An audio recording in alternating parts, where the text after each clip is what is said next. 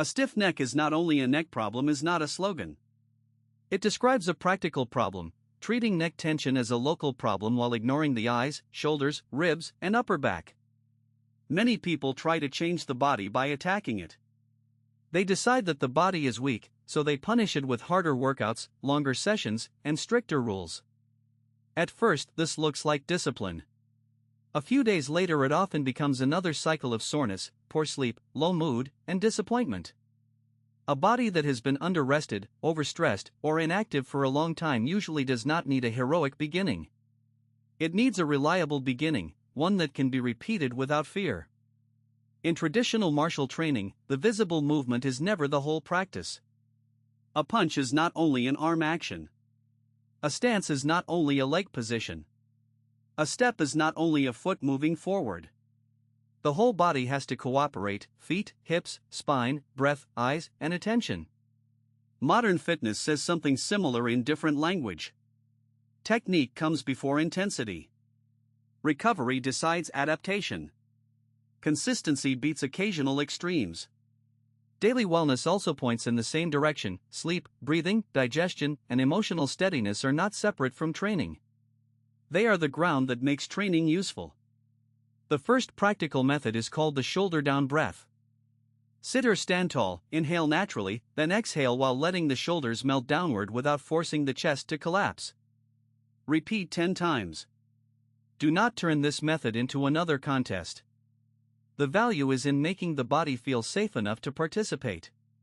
When the practice is too hard, the nervous system becomes defensive. The jaw tightens, the shoulders rise, the breath shortens, and the mind starts bargaining. When the practice is appropriately small, the body begins to trust the process. That trust is not dramatic, but it is powerful. The second method is called the eyes-far reset. Look away from the screen and focus on a far object for 20 seconds. Then slowly turn the head left and right within a comfortable range. This method creates feedback. Without feedback, people train according to emotion. On a good day, they do too much. On a bad day, they quit completely. Feedback gives the body a voice. If sleep improves, appetite feels steady, and the body feels warmer and clearer after practice, the direction is probably right. If sleep becomes lighter, soreness lasts too long, or the mind becomes more restless, the method may be too much for the current condition. A useful way to understand this is to compare training with building a fire. If the flame is tiny, throwing on a heavy log can smother it. You begin with dry twigs, air, and patience. Weak or tired bodies are similar. They need warmth, rhythm, and gradual load. A short walk done every day can be more valuable than a punishing workout done once and abandoned. A quiet standing drill done with attention can teach more than a complicated routine performed in a rush. A gentle breath practice before sleep can sometimes do more for tomorrow's training than one extra set at night. This does not mean avoiding effort forever. Real progress requires effort. The point is to choose the right dose at the right time. In martial arts, a good teacher does not ask a beginner to fight before the stance, breath, and basic coordination are present. In strength training, a sensible program does not start with maximum loads. In health maintenance, a person does not repair years of disorder in one weekend. The body changes through repeated signals. Each good session tells it, this is safe, this is useful, and we can do this again. There are also clear boundaries.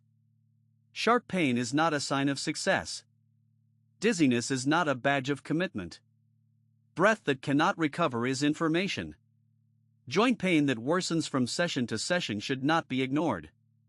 If someone has a known medical condition, recent injury, chest pain, fainting episodes, or severe unexplained fatigue, they should get appropriate medical guidance rather than trying to solve everything through practice. Practical training respects limits because limits are part of intelligence. The most attractive kind of change is not the change that impresses people in one clip. It is the change that quietly enters ordinary life. You stand a little taller without forcing it. You walk with more ease. You recover from work faster. You sleep with less struggle. You stop treating the body as an enemy that must be conquered. You start treating it as a partner that can be educated. Once that shift happens, training becomes less about proving strength and more about building it. The body does not need to be shocked into order.